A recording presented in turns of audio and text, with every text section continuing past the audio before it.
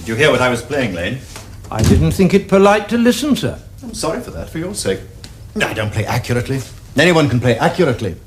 But I play with wonderful expression. As far as the piano is concerned, sentiment is my forte.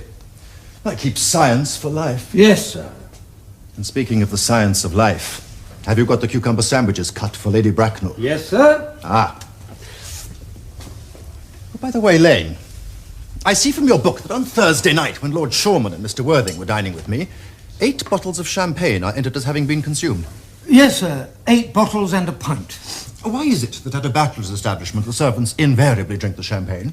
I ask merely for information. I attribute it to the superior quality of the wine, sir. I've often observed that in married households the champagne is rarely of a first-rate brand. Good heavens. Is married life so demoralizing as that? I believe it is a very pleasant state, sir. I've had very little experience of it myself up to the present. I've only been married once. That was in consequence of a misunderstanding between myself and a young person. I don't know that I'm much interested in your family life, Lane. No, sir, it is not a very interesting subject. I never think of it myself. Very natural, I'm sure. That will do, Lane. Thank you. Thank you, sir. Lane's views on marriage seem somewhat lax. Really, if the lower orders don't set us a good example, what on earth is the use of them? They seem as a class to have absolutely no sense of moral responsibility. Mr. Ernest Worthing. How are you, my dear Earnest? What brings you up to town? Pleasure. Pleasure? What else you'd bring mine anywhere?